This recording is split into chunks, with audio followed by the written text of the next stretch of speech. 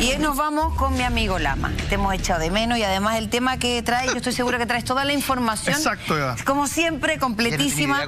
Casos insólitos. Cuidado con las preguntas, eso sí. Oye, y muchas gracias por el bono del 18. Sí, los 500.000 pesos. Por decirte feliz a varios chilenos. Te están esperando para ir a firmar, para poder recibirlo. Eso lo veo en el pasillo y corro. Me asusta el tiro.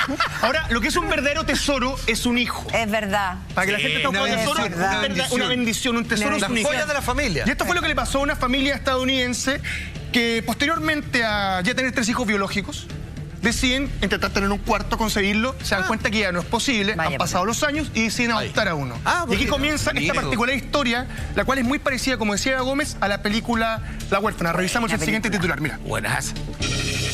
Una pareja adopta a una niña ucraniana y descubre que es una adulta con enanismo cuando intentó matarlos. Esta es la historia de Christy Elizabeth Barnett, de 45 años, y su hoy ex marido, Michael Barnett. Esa es la fotografía de ella. Se parece a la de esta muchacha, huérfana, te lo juro.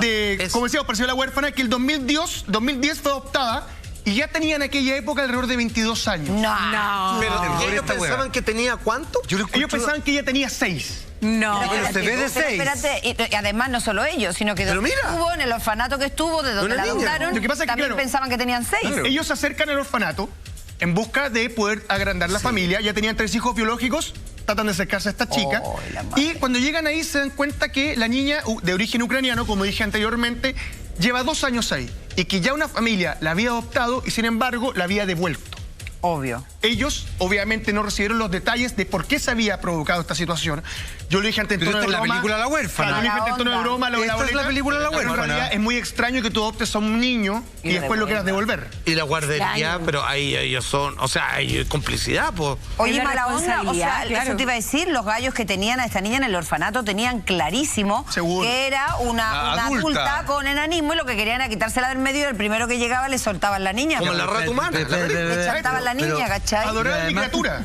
Pero además, ¿por qué tenía a una niña en un orfanato hasta los 22 años? Lo que pasa es que también su imagen física la hacía ver más pequeña y ¿cómo se estrena esta familia? Porque realizaron distintos exámenes. Algo que yo creo que el orfanato en ese momento no hizo. Ahora, ¿cómo nos enteramos de esta noticia? ¿Cómo nos enteramos de esta familia que vive toda esta situación? Muy simple. Ellos deciden abandonar a esta muchacha. ¿Pero qué? No abandonarla. No, pero peor. Esta familia decide cambiarse de Estados Unidos a vivir a Canadá. ¿Ya? Entonces, como no quieren llevarla con ella, ellos tienen 3 hijos biológicos. Porque ya intentó matarlo Jaime Coloma, lo dije en el titular. Y es una adulta, Perdóname, ¿estamos trabajando o no estamos trabajando? Tiene 5 años la niña. Pero todavía no se habían dado cuenta si la adoptaron sabiendo que tenía 25 años. No. Me estás contando pésimo la historia. No. Hílate, concéntrate. Nos centramos en esta noticia, ¿por qué? Porque esta familia, después de distintos exámenes, ya esto fue hace muy poco, ellos la adoptaron en el 2010, se dan cuenta de que ella no tiene la edad que dice tener y había empezado a temer por su vida porque ella realizaba distintos rituales en la casa. Ya voy al detalle. Entonces, ¿qué hacen ellos? Se van a vivir a Canadá con sus hijos biológicos y deciden no abandonarla 100%, sino que arrendarle un departamento en Indianápolis para que ella pudiera vivir sola. Pero ella tenía que costearse los gastos diarios. O sea, ellos pagaban el alquiler, pero ella tenía que ver cómo se las arreglaba para comer. Ya era una mujer adulta con 22 años, Eva Gómez. Impresionante. Impresionante, pero ¿sabéis qué? Lo que más me llama la atención es que obvio que le arrendan un departamento si la niña tiene 25 años. Lo que la niña necesita es un novio y dejar a la familia tranquila porque encima del terror, además de satánica, los trató de matar. Piensa que ellos se fueron a Canadá. De alguna forma, ellos se estaban revisando cierto escape de esta muchacha. O sea, cuando la policía descubre, va a este departamento porque el dueño acusa que no hay orden de pago. Entonces la policía acude y cuando ven a la niña, como se ve bastante pequeña en la fotografía, ella le dice a la policía que tiene 9 años, ella es una estafadora, y que había sido abandonada por sus padres, por lo cual esta pareja terminó arrestada, Eva Gómez. Voy a hacer un pequeño resumen. Esta noticia sale a la luz pública porque los padres fueron arrestados tras de que la policía acude a este departamento. Ahí estamos viendo la fotografía de ellos 2 arrestados. Cuando la policía acude al departamento que ellos pagaban para esta niña de 22 años, una estafadora ucraniana, para que pudiera seguir viviendo, y ella le dice a la policía, perdón, yo tengo 9 años, mis padres me abandonaron, mientras ellos iban camino a Canadá con sus hijos biológicos. Aterrados, además. De verdad que necesito que me la aclare, así que si no te lo sabes, invéntatelo, porque si no, no duermo. Perfecto. ¿Por qué el orfanato donde estaba esta niña, que ya fue devuelta una vez, y si fue devuelta una vez fue porque los padres dijeron, ¿sabe que esta niñita no tiene nada 6 años? Esta niñita tiene 22 años. Claro. Así que téngala usted y aguántela usted. Cuando vienen otros padres, de nuevo se la dan en adopción en vez de... Eso es lo maldito de la guardería. Por eso te digo que estoy segura que ellos están involucrados en esto, y como tampoco les interesa tener a esta niña, engañaron a este... Ella era la dueña de la guardería. O sea, yo tengo clarísimo que hasta esta pareja fue engañada. Que la gente de la guardería manejaba información. Yo no sé si ellos tenían un papel firmado por un médico que diga, oye, realmente según la estructura ósea de esta muchacha, según los estudios psicológicos, ella no tiene la edad que dice tener. Pero maestro, es una guardería, es como dijeran, mira, usted quiere adoptar, tenemos varios niños que quieren una familia, como esta niñita de 6 años que la tenemos acá hace 22 años. Claro. Exacto. Como así de claro, ellos se enteraron de que la niña había sido devuelta. ¿Sí o no? Eso sí se los contaron. La niña fue devuelta, tuvo un tiempo, porque llevaba 2 años en Estados Unidos. Y ellos deciden, aún así, adoptarla. No ven esto fue en Estados Unidos, no en Ucrania. No, ella es de origen ucraniano. Ya, pero no fue en Ucrania, sino que fue... Ella llevaba 2 años en Estados Unidos cuando fue adoptada por la familia Barnett. Según ellos, la guardería no tenía ni idea de su ciudad, ni mucho menos de su ascendencia. Pero como que ella mató a todos en el barco donde se vino a Estados Unidos. Claro, ella en Drácula. Era un corsario, pero bueno, venía esta familia en 2 años, finalmente la habían devuelto una vez. Lo que él no es un buen antecedente, pero esta familia quería tener un 4º hijo, no podían concebirlo, por lo cual deciden adoptar y dar una oportunidad a un muchacho de un orfanato. Ahora, ¿cómo se da cuenta la mamá de que no está todo bien? Antes de que hagan los estudios. La niña fumando caño en la pieza, llevando hombres. Claro, vengo de vuelta del Zebra, el After Hour, no. Fue, según lo que va a aclarar, su propia madre. 22 años. 2010, Christine Barnett and then-husband Michael welcomed Natalia into their home in an emergency adoption. She was from Ukraine and had a rare form of dwarfism. We were told in the medical paperwork that we had that she was 6 years old. But a few days into the adoption, her suspicions grew. I was putting her into the bathtub and I noticed that she had full pubic hair. Ahora, detalle, ellos tenían cierta información. La niña, se denomina Natalia, sabían que tenía 6 años y que padecía de cierto enanismo. Esa información la entregó el orfanato. Y que se iba a notar con el paso del tiempo. Claro, pero ellos finalmente deciden adoptarla. También piensan la situación, van al orfanato, la conocen, se enteran de que había sido devuelta, lo cual es una situación bastante compleja para cualquier niño que se encuentre en esa situación, por lo cual deciden darle una segunda oportunidad, lo que habla muy bien de esta familia. Pero muy mal del orfanato. Pero la mamá al verla en la bañera dice que estaba demasiado desarrollada. Pero dice que tiene vello público. Por eso, para su edad. Y ahí es cuando ellos conversan y dicen, ¿sabes qué? Y es cuando dijo, mamá, pásame el jabón. Deberíamos llevarla... Y ahí cuando los padres dicen, deberíamos llevarla a un médico o a un psicólogo para que nos diga realmente qué edad tiene, hacer algún tipo de exámenes, porque no puede ser normal que una niña tenga vello público en una zona en la cual a cierta edad, 6 años, no debería tener. ¿Pechugas tenía? Claro que sí.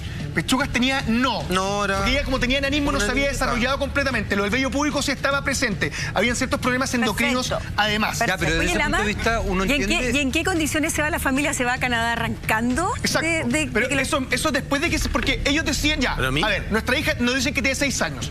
La llevan al médico. El médico determina en su informe de que ella es una adolescente. Claro. Que tiene 16. Y ellos, sin embargo, dicen, bueno, perfectamente el orfanato nos engañó, nos dijo que tenía 6, en realidad tiene 16, finalmente tiene 22. No, el orfanato vale. Y deciden igual quedarse con ella, igual deciden seguirle dando esa oportunidad. Es un adolescente, sufre enanismo. Nosotros queríamos tener un cuarto hijo, nos vamos a quedar con ella. Habla muy bien de ella. Pero ¿sabéis lo que pasa? A ver, fíjate que lo del vello púbico ya uno podría decir, ya la niña tiene 6 años, tiene pubertad precoz, hay una cuestión hormonal, la pubertad precoz hoy día existe, lamentablemente, producto de la alimentación, etcétera, etcétera. Charlie es un puber precoz sin duda alguna. Y claro, entonces ella puede, todo eso yo lo puedo llegar a entender. Pero una vez que te dicen que tu hija en realidad no tiene pubertad precoz, sino que tiene 16 años cuando tú creías que tenía 6... ¿Sí? Por lo menos tú decís, es raro porque ahí hay ya una situación de educación, de cabeza, que es más complejo. Con esto no te quiero decir que necesariamente la devuelva, pero por lo menos va a la guardería y le dice... Esta es una familia pro vida. completamente pro vida. Ellos ya habían pegado la cuarta calcomanía en el auto del niño. Ay, la podían tonto, pensé sacar. que estabas hablando en serio. Entonces, no era llegar y devolverla. Porque además, no solo eso, Jaime, sino que cuando uno va a adoptar un hijo, efectivamente, la edad importa, sobre todo cuando ya tienes 3. Y tú quieres tener a lo mejor el rango de las edades de tus hijos. Claro, porque mientras más pequeño, 16 años igual, raro me parece, pero asumen. Pero lo peor no es eso, lo peor es que esta niña después se salió psicópata entera. Y asesina. Ahí empiezan los problemas. Ah, no. Porque en un minuto se dan cuenta que su comportamiento no es común, no es normal, y lo peor aún, que quiere hacerles daños a ellos. Tenemos la siguiente declaración, mira. No te voy a ver esa manera. Ella hizo declaraciones y pintó dibujos en los que decía que quería matar a los miembros de la familia. No, me muero. Envolverlos en una sábana y ponerlos en el jardín trasero. Se quedaba de pie junto a nosotros en medio de la noche. No se podía... ¡Qué horror! Continúa. Tuvimos que esconder todos los objetos punzantes. Ya, pero bueno, la vi poner químicos, lejía o algo así en mi café y le pregunté, ¿qué estás haciendo? Me dijo, estoy intentando envenenar. A ver, Ya, pero honesta, la mamá adoptiva de esta niña. La imagen, perdón, de despertar y con la enana al lado de la cama me parece compleja. No, yo la quiero. Compleja. Yo la quiero. Me cayó bien. Honesta, me encantó. es como la película El muñeco diabólico. Yo la ¿Cómo que- vas a estar mirando mi Oye, la verdad, no podemos jugar que es Honesta. que la madre le pregunta qué está haciendo y le dice, te estoy tratando de envenenar. Sí. Yo O te lo sea, encuentro- honestidad a full. Ahora, que se pare en la noche, yo estoy dormida y abro un ojo y me veo me da lo mismo. Pero me pasa con mi hijo, me aterro. O si me importa la nada. En la mitad mirándome y yo no pego sé. ojo en 6 meses más. O sea, y además sabiendo que quieren matarla. ¿Cómo la devuelven? Por favor, ¿cómo llegan con esta niña? ¿Cómo? Yo ya dije, eran padres pro vida. Habían pegado el cuarto niño en la calcomanía. 4 niños no, era Ellos una querían mujer lo que continuar pegaron. con esta y decidieron seguirle ayudando. Como eran prohibidas, dijeron, queremos seguir viviendo. Así que vamos a volver Entonces, a pegar, bueno, vamos a matar. el año Vámonos 2011, nosotros. ella la adopta en el 2010. El 2011 la llevan a un psiquiátrico. Le dicen ponerla en tratamiento. La quieren ayudar.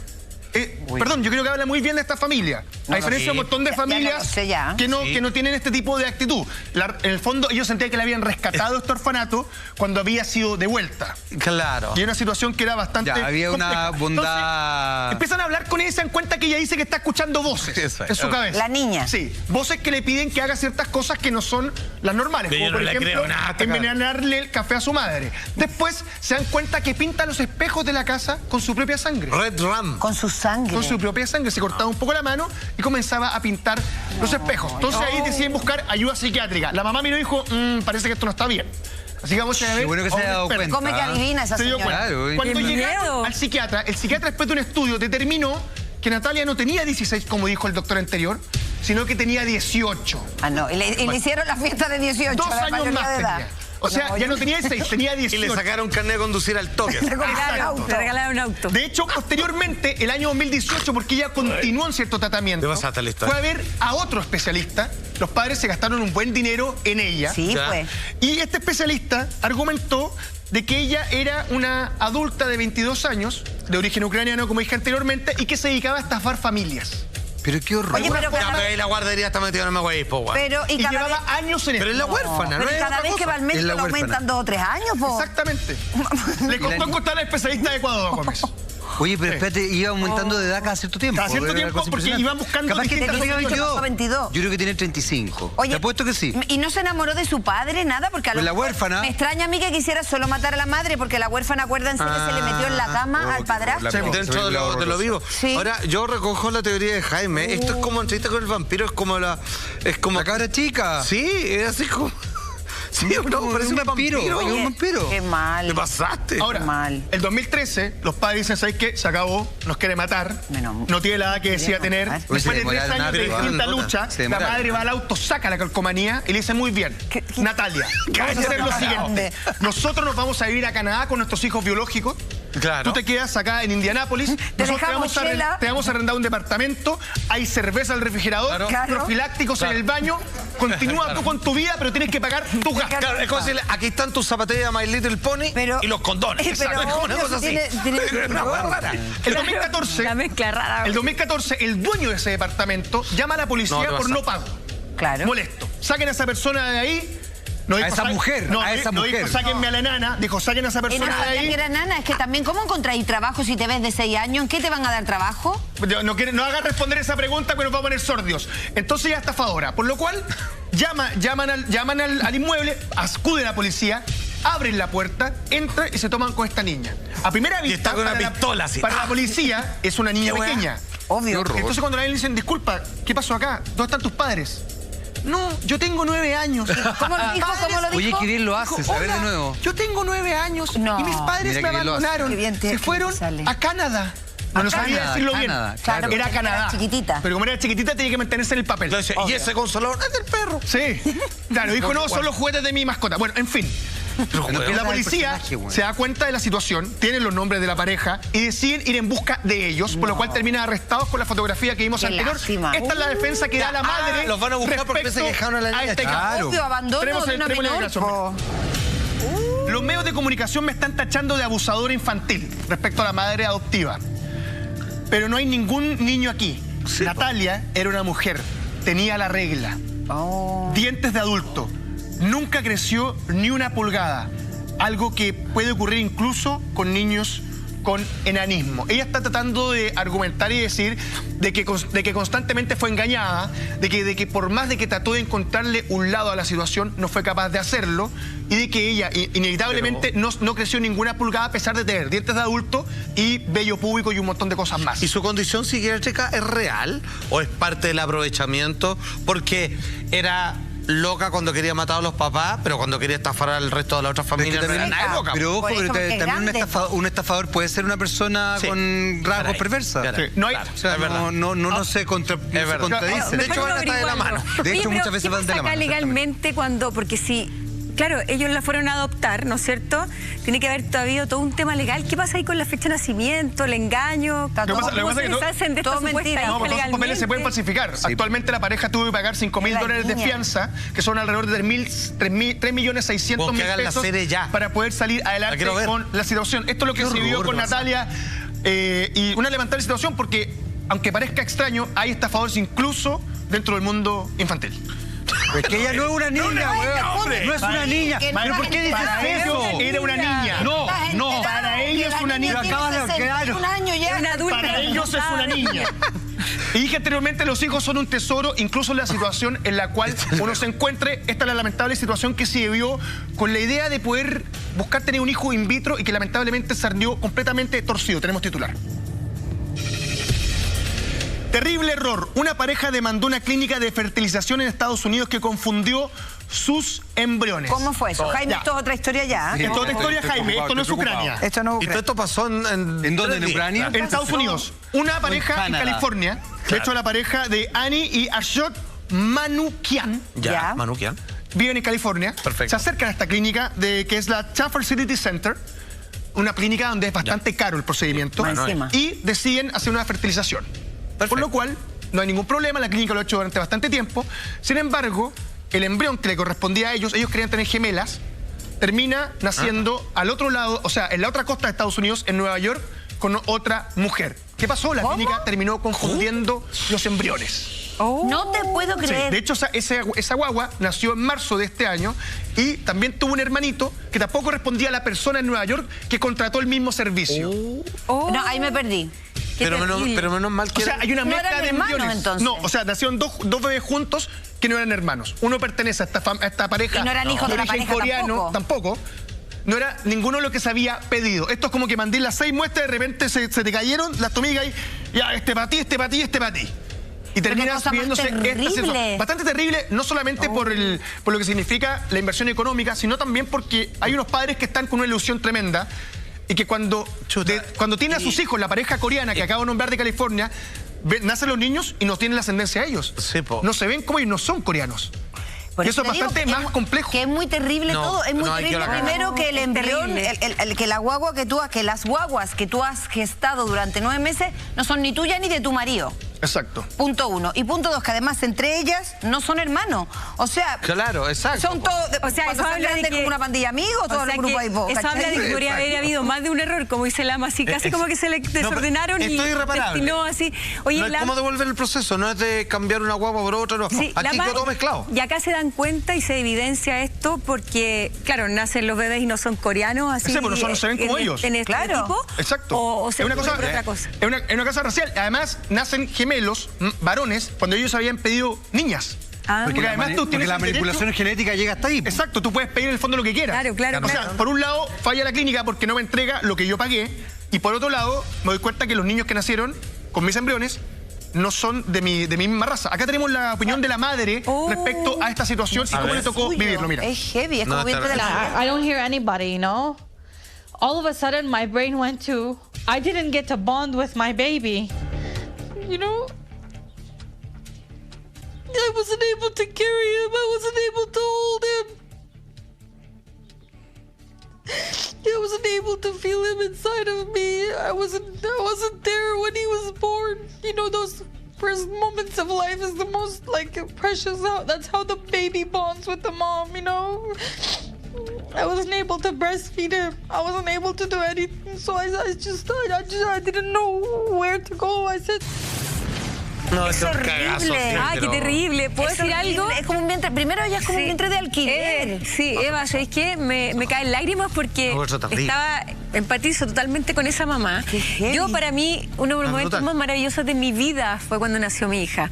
Poderle dar pecho, ¿no es cierto? Esa conexión, eso hablarle cuando está dentro de tu guatita que está creciendo, o sea, de verdad se perdió toda esa conexión y ese lazo que es impagable y que no va a volver de ninguna forma. Es irreparable. O sea, el error es irreparable. Aunque le lleguen los niños que son suyos, es verdad, el parto, ver la carita de tu hijo, sentirlo los 9 meses, saber cuando estáis dormido que duerme contigo, los primeros llantos, la primera mirada, la tomada de mano, te juro que es una de las cosas más fuertes que he escuchado. Ahí se le injertó un embrión que no funcionó.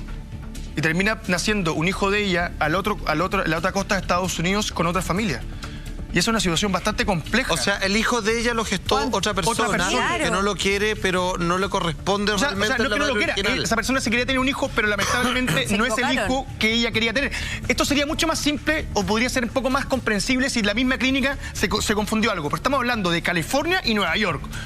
O sea, tenés que cruzar un país entero para que este error haya sido completo. Además, perdóname, ella se entera que esta bebé nació al otro lado del país porque la clínica, así como un poco de una mala práctica, le pide un pequeño examen, porque ellos sabían que había habido un error, para ver si el ADN, para ver si este niño que nació al otro lado tenía que ver con ella. Pero es loco porque lo que se desvela acá es que la naturaleza no se traspapela en sus actos, pero el hombre tratando de controlarlo terminó dejando un problema administrativo. Aquí se cuestiona la manipulación que hay del hombre. O sea, en el fondo, esto abre la puerta para pensar que cuántos errores más han habido que la gente y sus padres no se han enterado. Pero ojo, ahí yo tengo que hacer un paralelo porque gracias a esa manipulación también hay muchas madres que logran su sueño de ser madre.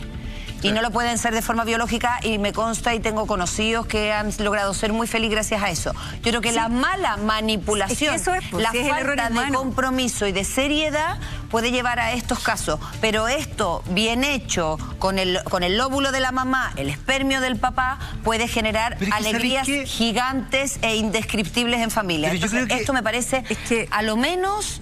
De verdad que es para cerrar la clínica y es para meterlos. A ver, yo creo que el error es grave. El error es grave, pero a mí, ¿sabéis qué? Me pasa una cuestión bien particular. Porque existe hoy día el concepto del vientre de alquiler.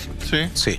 Famoso como Cristiano Ronaldo lo ha hecho. Bueno, Cristiano Ronaldo, Ricky Martin, Bosé y no sé, muchas otras personas lo han hecho. Así nació, yo todavía no. Así nació Lama. Sí. Yo todavía no. Ellas dos han sido mujeres con vientres de alquiler. O sea, lo que te quiero decir es que hoy día, efectivamente, el tema de la paternidad y la maternidad creo que tiene que ver con situaciones bastante más complejas y creo que ha cambiado incluso la forma cultural en cómo nos tenemos que enfrentar. Incluso la psicología yo creo que va a tener que hacer un cambio en su manera de establecer los vínculos. Total. Sí. Porque si tú lo piensas, yo pienso que aquí ella, voy a decir una brutal, ella incluso podría estar agradecida, porque capaz que su matriz no está capacitada para anidar huevos. Ella fracasó. Ella fracasó. Huevos propios. Claro, ella fracasó. De hecho, espérate, déjame terminar la idea. Ella fracasó en la capacidad de gestación. ¿Qué quiero decir con esto? Que yo creo que la naturaleza es compleja. Yo creo que hoy día los avances que se han desarrollado en relación a la maternidad y la paternidad son múltiples. Yo creo absolutamente en la paternidad de adopción, digamos. O sea, creo que, si bien coincido, yo soy papá de 2 hijos biológicos y he estado en los partos y yo creo que es una experiencia maravillosa y ojalá todo quien quiera ser padre o madre la pueda tener. Claro. Pero también creo, efectivamente, en ser padre o madre desde la perspectiva de la adopción.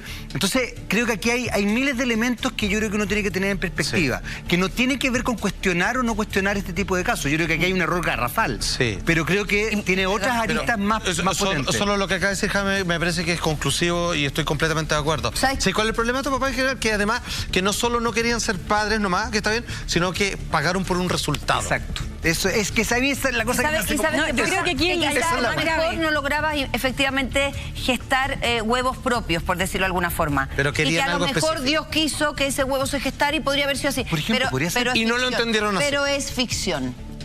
Es ficción. Ella sabe que quería tener a sus guaguas y tuvo las de unos coreanos y los 2 coreanos tuvieron en su guagua. Ahora, eso es terrible. ¿qué dijo el padre de la involucrada? Veíamos anteriormente la declaración de ella. Acá la tenemos, mira. A ver. Qué horror. Dice, Cha hizo pasar a 3 familias por un infierno viviente. Refiriéndose a la clínica.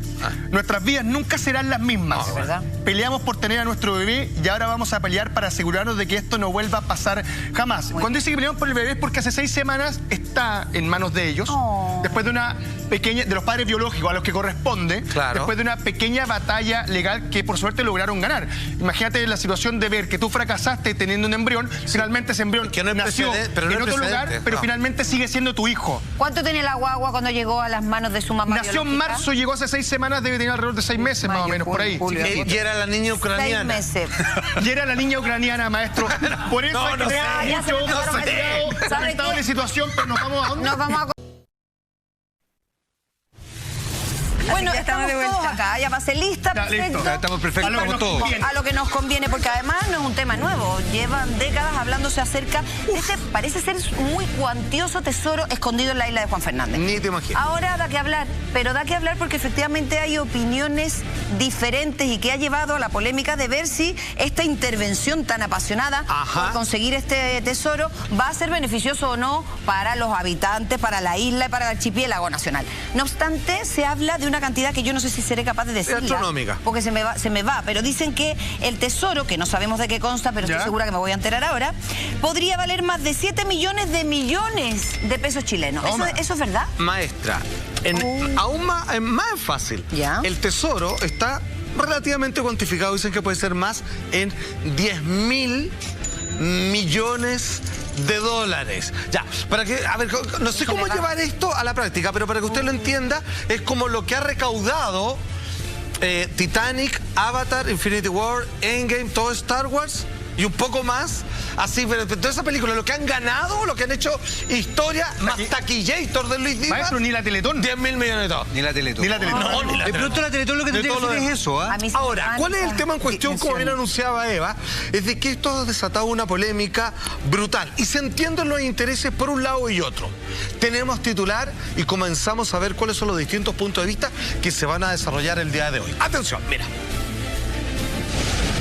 Despiden a director regional de CONAF por oponerse a búsqueda de tesoro en el Parque Nacional Archipiélago Juan Fernández, que varios por muchos años han estado detrás de él, pero que ahora existe una persona de origen holandés y que él sí contaría con todos los permisos, además que tiene con los recursos para generar una odisea de esta envergadura, porque hay que invertir harta plata. O sea, hay que ser millonario en dólares para intentar siquiera buscar un tesoro así. Y uno dice, ¿y vale la pena lo hace por gusto? Si lo encuentra, pero se requete forró 10.000 veces. Opinemos acerca de ese titular. ¿Qué les parece este despido? A mí me parece pésimo. Me parece que va muy ligado no solamente a este caso, sino que a casos que hemos visto en el último tiempo en nuestro país. Yo me parece que lo hacen renunciar. Ya. Yo creo que él trata de defender los intereses importantes de un lugar como el archipiélago de Juan Fernández, un lugar que debería estar completamente cuidado y que no se debería estar buscando tesoros de ninguna índole para cambiar el ecosistema del lugar. Podríamos decir lo mismo de lo que pasa en Lo Barnechea con el alcalde Guevara, que recibe mucho dinero de la minera Anglo American y hoy día está en riesgo el santuario de Yerba Loca, algo que tampoco me parece que está bien. Entonces, acá tenemos el típico caso donde la política prefiere juntar mucho más dinero para poder realizar todos sus menjunjes, o el mismo país, incluso el Estado, como quiera ponerlo, sin dar nombres de ningún lado político, y sin embargo están dispuestos a soltar y a perder cualquier cosa que nos pertenece a todos los chilenos con tal de conseguir ese objetivo. Ya, ok, ya, sí, entiendo tu punto, tu postura. Pero finalmente cuando uno pone todo sobre la balanza, no es tan así, pero tu ideología es correcta, ¿cierto? Con respecto a lo que se pierde en la búsqueda de un tesoro que es por lo menos es medible en términos monetarios. Para que ustedes entiendan algunos datos, en la isla en particular viven 10.000 personas. Cada una se podría jubilar. O sea, si encontrar este tesoro y se lo dieron a los habitantes de la isla, sería $1 millón para cada uno, digamos, y no le trajan más un maldito peso a nadie. Es solamente para hacer ejercicios de ideas. A diferencia, digamos, con el caso de las mineras, que echa abajo sistemas ecológicos completos. Exacto. Yo voy a entregar datos, no he emitido mi opinión realmente todavía.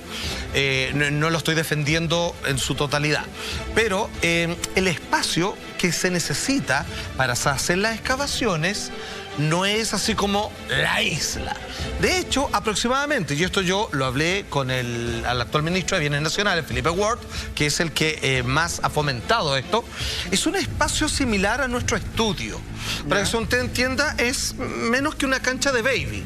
O sea, eso es más o menos el espacio que se necesita excavar con la idea de encontrarlo ahí. Y parece que esto no es como, si lo encuentran ahí, perfecto, y si es que no, ya, nos vamos y así van a terminar haciéndole un hoyo a toda la isla.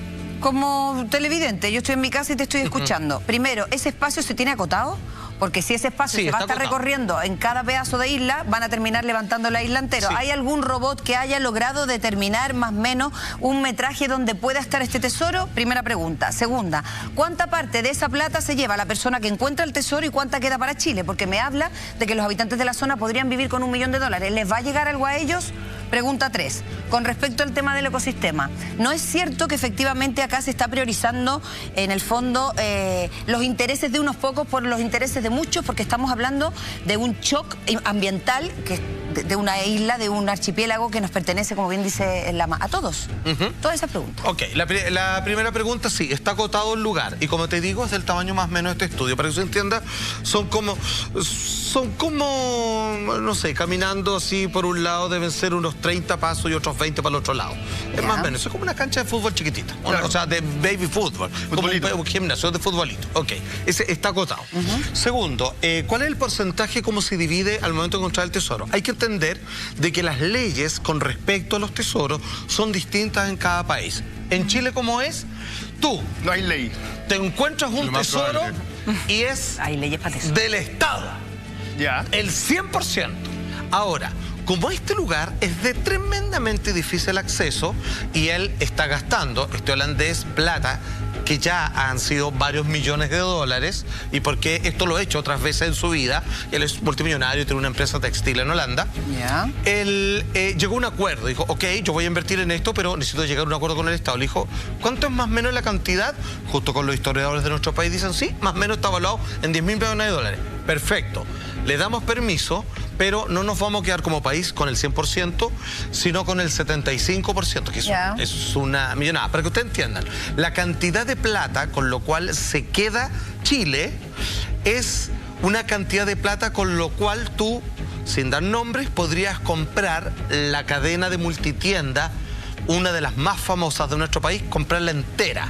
O sea, eres dueño de esa marca de multitienda. Mañana, así la pagan en efectivo. Démela, la compro. O sea, a ese nivel. O compro todos los malls. Una cosa así. Oye, y la tercera pregunta, que ¿cuál era? Porque era la distribución. El impacto ambiental, pues. Del ecosistema, sin lugar a duda. O sea, se benefician unos pocos y se perjudican muchos otros, muchos más. ¿Quiénes se beneficiarían con esto? No está del todo claro. Al parecer quedaría algo para la isla, no todo, o sea, no sería a repartir a toda la gente que vive ahí, pero queda con una serie de beneficios para la isla y otros van claramente, digamos, para el fisco, te ponen para adentro y ahí, no sé, para más carreteras y cuántas cosas. Y para los holandeses holandés, oye, yo quería decir algo. El holandés queda al 25%. Acá estamos primero que todo en un supuesto, ¿cierto? Porque nadie nos asegura que ese tesoro aún está y está ahí. ¿No es así? Tienes razón. Es una altísima probabilidad, pero no es 100% seguro. Claro, o sea, se puede encontrar como tanto no se puede encontrar. Falta un plazo de a lo mejor 50 y 50. A lo mejor es un mito. Claro. Quizás, no, existe porque hay una pérdida de robo del tesoro. Entonces, hay un recorrido histórico. Claro, puedes seguir, sigue la plata. Lo otro que me gustaría decir es que me imagino yo que si una persona que está contratada como el director de la CONAF para proteger un lugar, ¿no es cierto? Y si esta persona se opone dentro de su cargo, obviamente debe tener muchos más costos a la naturaleza de lo que nos estamos imaginando, porque un lugar de difícil acceso, meter maquinaria, ya no es solamente ese lugar que estamos hablando de 10 pasos por 20 o 30, no sé por qué dijiste, sino que me imagino que para llegar a ese difícil acceso y meter maquinaria también va a romper más metros cuadrados de lo que estamos pensando. Claro. Y por otro lado, ¿qué pasa si excavan ahí y no se encuentran? Me imagino que a lo mejor ¿dónde para esto? Porque por la ambición de encontrar millonario tesoro es una apuesta. Una apuesta. Pero me imagino que a lo mejor puede ser la primera etapa, después puede venir una segunda. Se supone que... O sea, ¿dónde para esto también? Es una buena pregunta porque habría que evaluar qué permiso tiene. Simplemente el hombre que hoy día lo fueron, derechamente decía, hay prohibición de remover o extraer suelo, jarasca, humos, turba, arena, ripio, roca o tierra. Eso es lo que está escrito en la ley, por lo tanto él la quiso hacer cumplir, pero los otros le dijeron, ¿sabe qué? Mejor retírese porque ustedes están pidiendo un bien mayor en términos monetarios al menos de lo que podría ser. Por cumplir la ley lo hicieron retirarse, me parece. Ahora, Felipe Ward, que es el ministro de Bienes Nacionales, que en mi opinión personal creo que ha hecho un buen trabajo hasta ahora respecto a la recuperación sobre los tráficos de árido. Las playas privadas. Exacto, de sacar gente, de incluso de cobrarle cosas al presidente actual para que trabaje y todo lo demás. Ha sido bien ha hecho buenas causas. Sí, ha hecho algo, al menos ha hecho públicamente un trabajo que hacía falta que se hiciera, digamos, en algún momento con algún gobierno. Bueno, él habla respecto a... Tratando de contestar la pregunta, ¿qué se gana, qué se pierde, por qué vale la pena? ¿Es tanto el daño, el impacto ecológico? ¿Después podría continuarse haciendo esto? Habla el ministro de Bienes Nacionales, Felipe Ward. Atención, mire. Él durante estos 20 años ha buscado básicamente con pala y picota. Entonces cuesta mucho poder excavar y llegar a un punto distinto al que llega durante el año pasado, si no es con máquinas especiales. Por eso, junto a la CONAF y junto al Ministerio de Agricultura, lo que nos interesa es darle un plazo. Él nos pide 2 meses. Nos dice, yo en 2 meses, con las máquinas adecuadas, soy capaz de confirmar o descartar la existencia del tesoro, que está evaluado, como se señalaba recién, en $10.000 millones. Vale decir, serían 7.500 millones de dólares para el Estado. Haríamos mucho con esto. Pero hay 2 cosas. Dice que en 2 meses van a ver si está o no está el tesoro.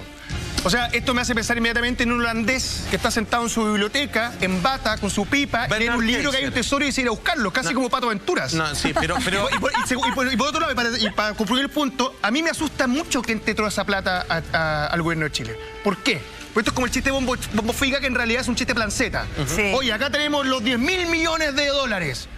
Así que con estos 9.000 millones vamos a hacer muchas cosas, porque cuando invertamos los 6.000 millones de dólares, Chile va a ser un país más grande. Y hoy día, con estos 100 millones de pesos, haremos las carreteras que todos se merecen. Entonces, a mí me asusta mucho que entre tanta plata de golpe, porque hay mucho buitre alrededor del Estado y deambulando el mundo político. Es verdad, los resguardos deben ser complejos igual, porque, a ver, ya te voy a describir qué cosas se esperarían encontrar en este tesoro, que es como digno de una película de Indiana Jones. Ahora, este señor, Bernard Keizer, que es el holandés, él sí ha venido, sí viene para acá, él está presente en parte de las excavaciones, él ya ha hecho esto antes, le gusta porque es un aventurero, lo hace porque puede, y también porque los beneficios, como ya ha descubierto otros tesoros antes, creo que en 2 o 3 oportunidades, el hombre, digamos, claro, se ultraforrado, no tiene necesidad, como digo, o sea, en este momento, para que se entienda, él tiene más dinero de lo que en su vida podría,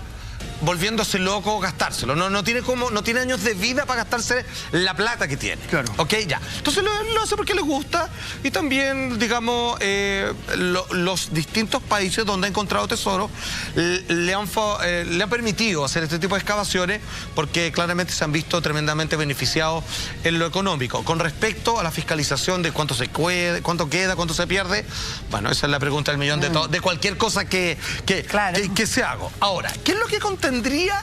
A ver, son 10.000 millones de dólares, o sea, es una cantidad brutalísima. Pero entre las cosas emblemáticas, así pero icónicas, estaría lo siguiente. A ver, acá de partida 12 anillos papales. Ya te voy a explicar de dónde salió este tesoro y cómo se perdió, de dónde se lo robaron, quién, a quién y cómo. Ya, pero habría 12 anillos papales. Histórico. Bueno, después obviamente está la llave del Muro de los Lamentos. ¿Ahí? Bueno, imagínate, o sea, imagínate el mundo hebreo ahí, compadre. Ya. Está el tesoro del Imperio Inca. Es invaluable de partida eso. Y está una de las joyas más famosas, como la Rosa de los Vientos que te decía. Bueno, además que está la leyenda, el collar de la mujer de Atahualpa, que es el último soberano inca.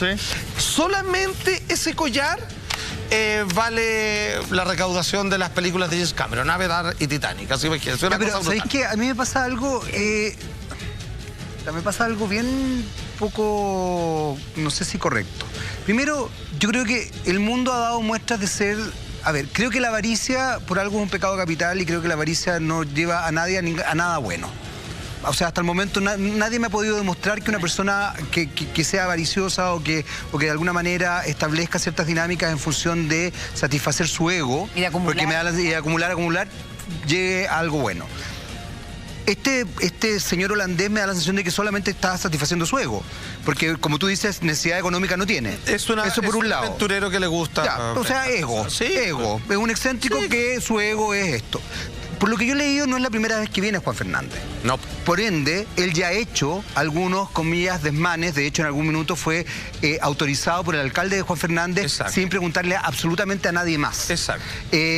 O sea, él ya ha hecho algunas cosillas en Juan Fernández no tan correctas, digamos. Ya se ha involucrado en el ecosistema.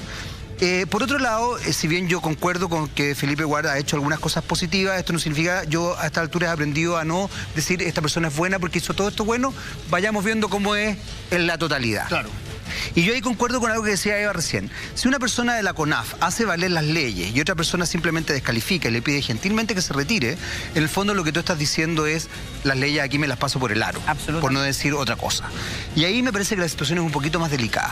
Y por otro lado, yo no puedo dejar de mencionar algo que ha estado en la palestra toda esta semana y que tiene que ver justamente con el discurso que para mi gusto hizo de manera soberbia una joven de 16 años que además, les cuento, señores, dijo ser privilegiada dentro de su discurso. Así que a aquellos que les gusta decir ella es una privilegiada, ella lo asume. Y es más, creo que una persona que con privilegios, a pesar de tener los privilegios, se atreve a poner el dedo en los privilegios, me parece que eso es maravilloso. Eso habla muy bien de las personas. Ojalá todos aquellos que tengamos privilegios nos atrevamos a poner justamente nuestros privilegios en la palestra y empecemos a discutir. Mañana vamos a profundizar más en ese tema. Genial. Qué bueno, qué bueno. Porque ¿sabes qué?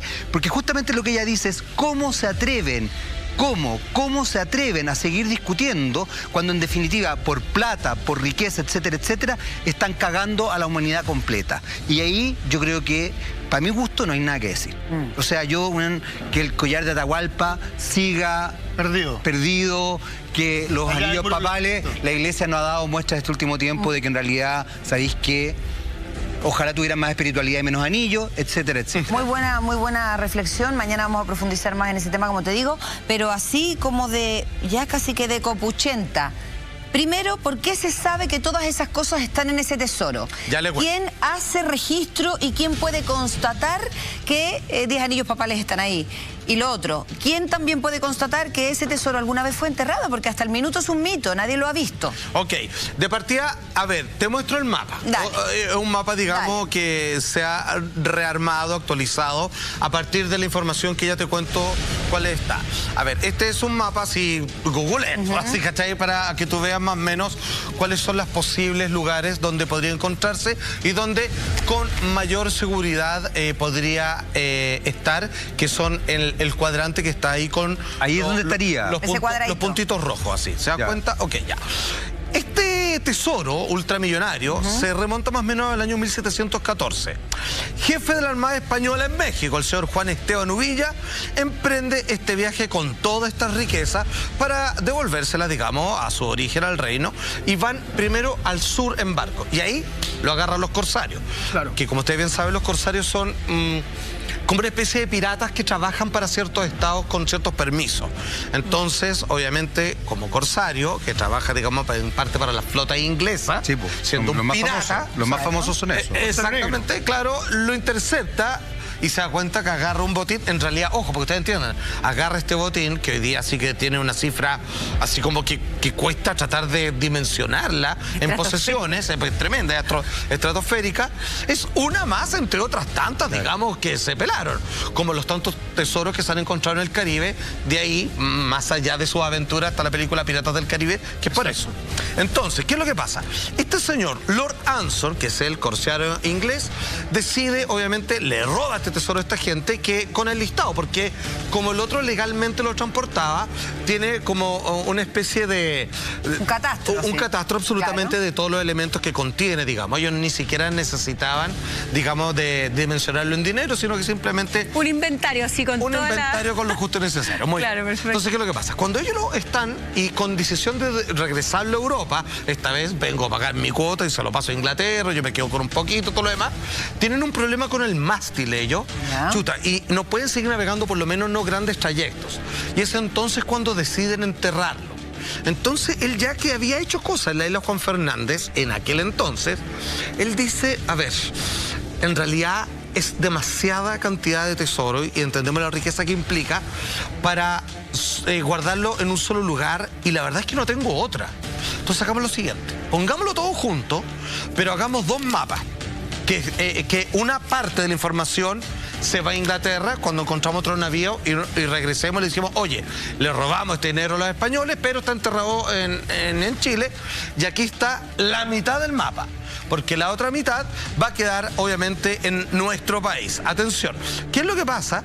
Que finalmente cuando tú juntas estas dos informaciones, a las cuales tuvo acceso directo el señor holandés, que hoy día es el que está haciendo las excavaciones, finalmente el que dice, y ojo, con eso en mano, tengo esto, tengo lo otro, tengo este historiador, este otro que me respalda, y creo que nos podemos ver beneficiados todos, en lo económico al menos, y solicito, como lo que está haciendo ahora, a lo cual se lo otorgaron, los permisos para excavar, y eso sí, hagamos un negocio, y el negocio que llegaron con Chile es que el 75% es para el Estado, como lo distribuyeron en realidad, por ahí tenían una idea, pero no está del todo claro, y el 25%, ahora el 25% es mucha plata. Es, claro, porque estamos hablando de 2.500 millones de dólares, que es una brutalidad. Él se lleva gastado hasta ahora en esta empresa algo así como 3 o 4 millones de dólares. Sí, pero para él no es un problema económico, no, para nada. Por eso.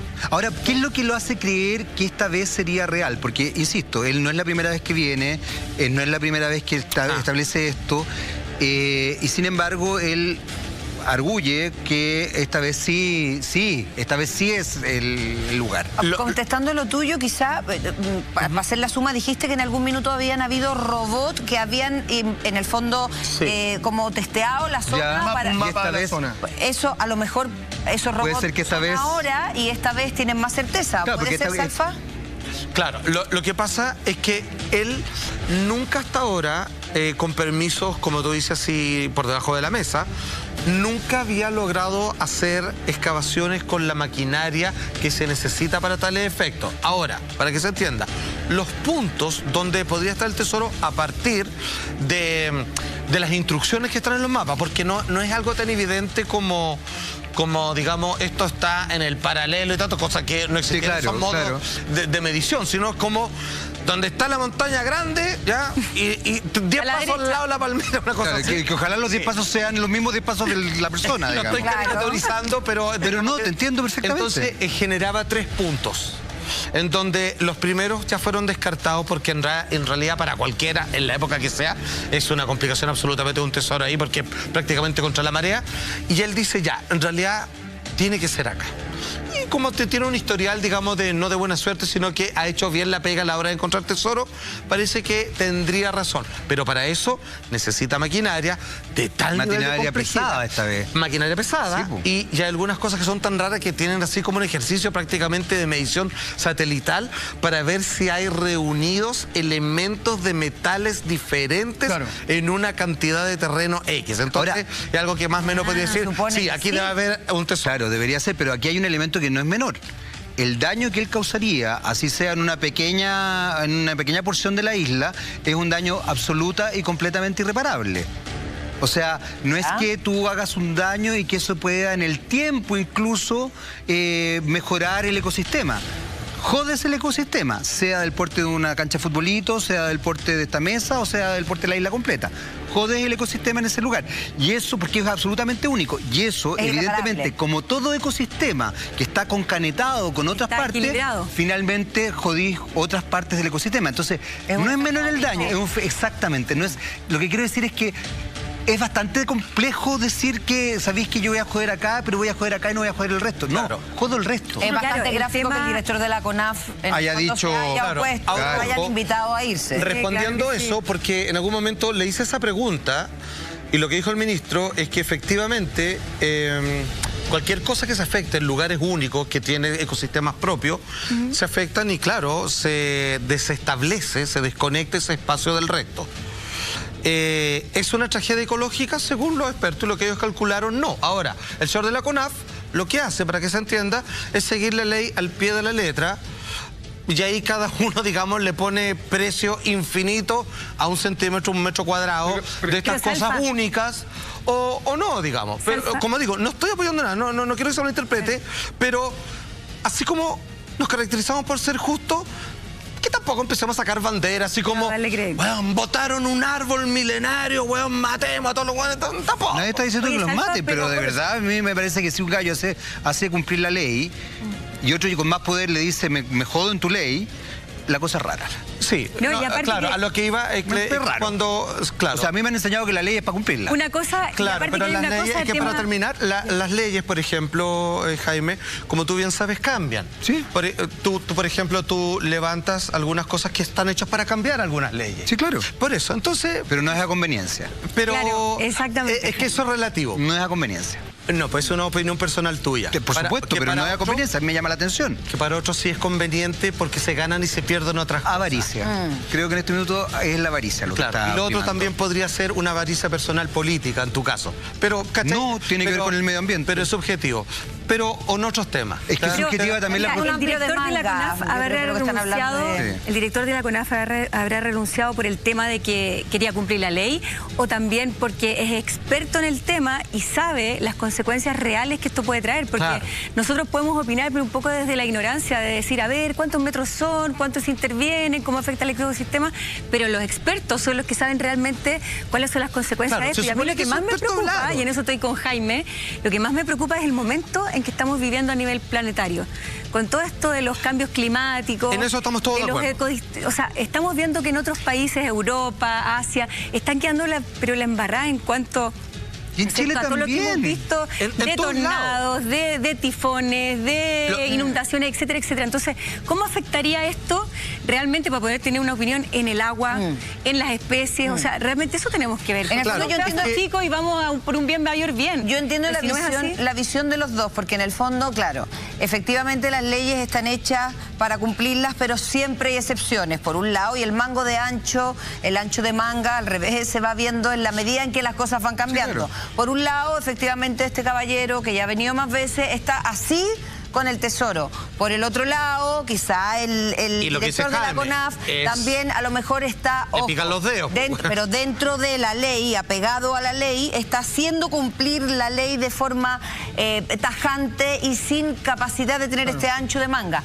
Pero al final del día, lo que sí es cierto es que siento un mal precedente, que donde digo, a los 2 segundos digo Diego. Exactamente. Pero tengo que contar una cosa. En Chile hay una cosa que es clarísima, todos la sabemos. Las leyes las tiene que cumplir el ciudadano a pie, pero los que tienen ciertos poderes y tienen cierto nivel no tienen por qué cumplir las leyes. Es un mal precedente. Y estamos pensando solamente en una cosa, estamos pensando solamente en un hoyo. A mí me parece que pensar solamente que hacer un hoyo es muy malo. Acá hay que poner campamentos, donde posiblemente trabajar alrededor de 20 personas. Absolutamente. Se genera basura. Y se genera un impacto que es mayor solamente a la excavación. Entonces me parece que el tiempo que estén, ponle 1 año, 8 meses, se va a generar todo un cambio alrededor de la isla. Por supuesto. Eso también tiene un costo. Absolutamente. Mira, ¿sabe a qué se parece esto? Lo que plantea la minería. Nosotros estamos de acuerdo que hay un problema con el agua, con los problemas de los deshielos. El aire. Claro. Entonces, aquí es cuando hay que tomar decisiones en donde yo creo que aquí estamos todos de acuerdo que hay un problema ecológico actualmente, que hay un problema con el cambio climático y que hay cosas que no se pueden priorizar, pero con respecto a tratar de hacer intervención en la naturaleza, como romper campos de hielo, que nos quedan pocos, ¿cierto? Ahí estamos todos de acuerdo. Entonces, aquí es cuando vienen los problemas donde el minero dice, perfecto, yo le hago caso a ustedes y despido a 100.000 personas. ¿Estamos todos de acuerdo? Porque no puedo seguir avanzando. Entonces, ¿cuál es el mal menor? Claro, entonces, solo lo pongo nomás, no eso. Eso es proecología. Aquí Jaime ha dicho algo siempre, y yo creo que ese es el fin de la conversación. Nosotros tenemos que hacer un cambio como vivimos. Ahora, ese cambio tiene un costo, que probablemente hoy día significa que tú nunca más te puedas subir un auto. Entonces, hasta que le toca a uno dice así como, sí, pues vamos, que cambiemos, weón, basta, a cuidar el agua, ya vos no te vayáis más. Ya, pero no tanto. Entonces, ahí es donde tenemos que movernos, digamos. Pero los costos, a ver, yo creo que, por ejemplo, la economía está cambiando. Lo hemos discutido muchas veces acá en el programa y me parece maravilloso que lo hagamos. Y yo creo que hoy día justamente se está planteando pasar de las economías lineales a las economías circulares. Hoy día me tocó entrevistar a un tipo que está trabajando justamente en minería y me contaba todo lo que se está desarrollando en función de la minería verde, lo que se llama la minería verde, y cómo se está potenciando nuevas tecnologías en esos espacios. Lo que te quiero decir es que se está generando cambio. A mí lo que me llama la atención, y me encantó la frase, que donde digo, después digo, después digo, a mí eso me parece que es raro. Yo estoy de acuerdo con que las leyes cambian. Por suerte cambian, porque si no, de hecho, las mujeres no tendrían derecho a voto, miles de cosas. Por suerte las leyes cambian. Avanzamos. Pero desde ese punto de vista, igual, creo que hay ciertas leyes que son acomodaticias. Y aquí quiero retomar algo que decía la María Eugenia. Hasta donde yo entiendo, por lo que he leído de este tema, porque me interesa, el gallo de la CONAF es un gallo experto. No es cualquier persona no experta. Un ministro de Bienes Nacionales no necesariamente es experto. Tiene que velar porque se protejan los bienes nacionales. Pero no es una decisión sola, es con sus expertos. Por supuesto, yo no estoy focalizando en él esta decisión. Pero lo que te quiero decir es que extrañamente el que es experto es el que tiene que salir y es el que no da la autorización. Entonces, justamente, el que podría haber establecido una mirada más global y podría haber dicho, ¿sabéis que esta cuestión es media delicada? Es el que sale, raro. Justo la persona indicada, digamos. Ahora solo como dato, a la gente de la isla no le importa, le parece bien. Sí, pero es que... Pero es una forma de decirlo. O sea, Bolsonaro dijo que no sé, porque la Amazonía era de él. Pero es instalar todos los puntos. Por eso te digo. Sí, no, está bien. Claro, o sea, imagínate que si nosotros pensáramos cuántas cosas si empezamos a hacer una lista de solo que contaminamos, que es, por ejemplo, solo un auto. Bueno, lo vamos a seguir usando igual probablemente. Tú, yo, pero son detalles, digamos, en donde los discursos... No sé, una discusión que hay que retomar. Pero todo lo demás. ¿Cómo avanzamos? ¿Qué dice? Me imagino que hay opiniones surtidas, que tenemos... El alcalde Juan Fernández. Preguntémosle a los de allá. Estamos súper atentos, bueno, dale. Obviamente, no tiene tejado de vidrio, porque obviamente ya había dado un permiso que no corresponde antes. Y además que no le preguntó a nadie. No le preguntó a nadie, claro. Bueno, además, bueno, para ellos es parte de su historia, es parte, digamos, incluso se habla hasta de la maldición de este lugar a propósito de eso. Es verdad. Pero eso ya es harina de otro costal. Él continúa con la historia de cómo llegó ese tesoro en este lugar, que es así. Mira. A ver, esto es la pérdida del mate, toda la cuestión. Ya, perfecto. Dicen, viajan hasta Valparaíso para arreglarlo. Cuando se les cae el mate, le dicen, ya no nos vamos a poder llegar hasta Europa con este tesoro que nos robamos. Antes de volver, los tripulantes hicieron una fiesta en una taberna de la ciudad del puerto, donde el dueño escucha que esto iban a hacer un motín para quedarse con toda la riqueza. Claro, era tanto que dijeron, paguémonos al jefe, bueno, y quedémonos con... Eran chilenos, parece, ¿no? No me pregunto.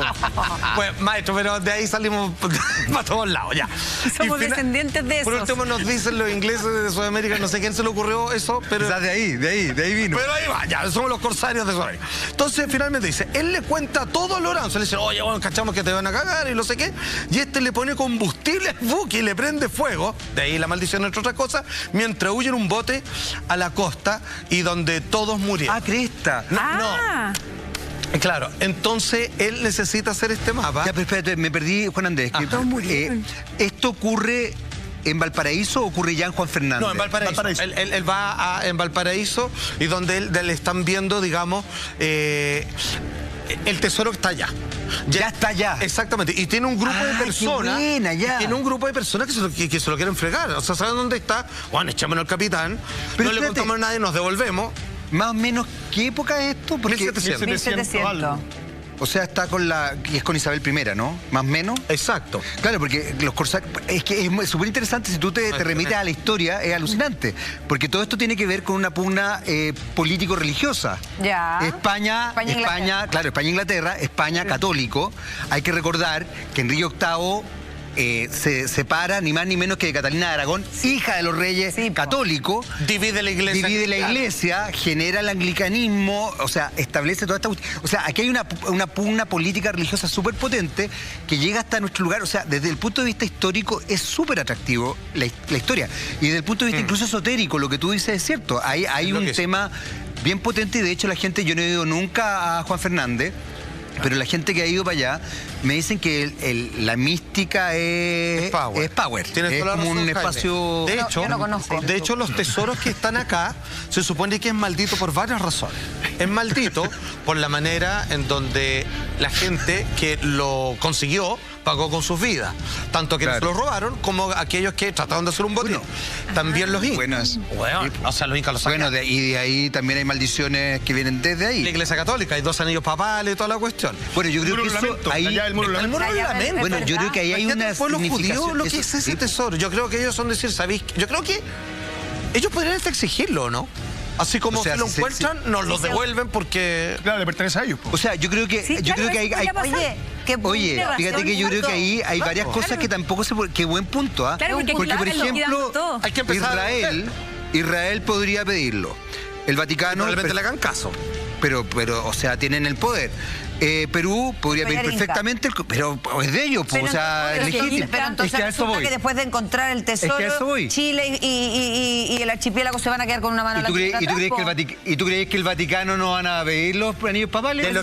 ¿Y tú crees que este país no le va a decir que sí al Papa? Por eso te estoy diciendo que al final te va a dar para comerte un completo con suerte, po. Bueno, y ahí está lo que decía. Restando y restando, quizás cuánto va a quedar al final el quítale. Y si a eso le sumamos la historia de Alfredo. Si nos quedamos con el cofre, estamos, yo creo, ¿no? Pues capaz que el cofre sea valioso, ¿ah? Sí. Ya lo llenamos de arena y le chantamos una planta. Que sea bonita. Claro. No, sí, está terrible. Ya, ahora. Ok, está clara la historia, ¿cierto? Estos son tesoros saqueados por los españoles a distintas culturas, más algunos que les pertenecen por derecho propio, así, historia que se repite con la puta. Sí, weón, qué horror, weón. Bueno, es el karma de Chile. Ya, ok. Ya, van así, y viene ladrón que roba ladrón, que son los ingleses, que son los corsarios. Se quedan con esto y dicen, bueno, los cagamos, bueno. O sea, a todo esto quedó la patada en Europa, así como, bueno, ¿qué les robaron, bueno? Así. Si no, era... Con eso pagaban un continente. Bueno, pero es que ahí la situación era complicadísima. Sí, estaba complicada. Era súper, o sea... Eso no era una guerra mundial, pero en el fondo sí, era muy heavy. Claro, en aquello... Claro. En el fondo, claro. Sí, claro. Eso es repartirse, weón. Perdón, las colonias. Repartirse el continente americano completo. A ver, era brutal. Sí. Era brutal. Y además la pugna, insisto, político-religiosa, no era menor, era brutal. El que demostraba ser mejor navegante, de ahí que los... Bueno, y los ingleses ahí tenían... Toda Sudamérica adentro. Claro. Y los portugueses, que no eran menores, que tenían alto tráfico para Japón, finalmente también se quedaron con la baja más grande, que es Brasil, que no es menor, ¿cierto? Bueno, ¿qué es lo que pasa? Está la escoba, y la maldición es por lo mismo. Los españoles le roban a las culturas propias del continente. Los ingleses le roban a los españoles, matan a los piratas ellos mismos. Ha pasado toda la vida esto, ¿eh? Bueno, y acá hay cosas religiosas del mundo cristiano, del mundo inca, bueno, del mundo hebreo. Y el mundo hebreo, que ahí, ¿sabéis que yo nunca le he pensado? Que parte de esta conversación, por eso lo quisito acá, es que aquí hay poderes fácticos que van a golpear la mesa, lo encontraron, me devuelven, y el otro, y me devuelve eso. Pertenece, no. Y yo creo que corresponde. Pero obvio que sí. Una lógica. De una invaluable. Absolutamente. Claro. Y además, en la historia de cada uno de los países son objetos sacros. Lo único que podría pasar, y ahí yo cito un poco lo que decía Juan Andrés hace un rato, que a lo Indiana Jones, esos objetos invaluables, que además deben tener una carga energética, si nos vamos en la esotérica feroz, no los tenéis que meter en una caja y en alguna bodega en Estados Unidos. Seguro. O sea, y ahí jodemos nuevamente. Claro. Y si estamos hablando de que este tesoro vendría del 1700, imagínate cuántos años han pasado de donde originalmente fue enterrado, supongamos que fue enterrado, ¿no es cierto? ¿cómo se habrá, no sé, pues movido las napas de la tierra, la parte... Eso es lo otro, sí. Han de saber tú cómo varió y que a lo mejor el mapa original ya ni siquiera coincide con todo el tiempo que ha pasado con la actualidad. O sea, a lo mejor ni siquiera el mapa original... Toda la razón. Toda la razón. Fíjate que es otro punto. Totalmente. A lo mejor ni siquiera coincide con donde está realmente capaz que el cerrito con los 10 pasos ya no esté, o esté de otra forma. La sacaron. Exacto. Claro. Capaz que está haciendo un hoyo acá y la cuestión está allá. Claro, absolutamente. Estuve al lado, pero soné. Lo vamos y volvemos.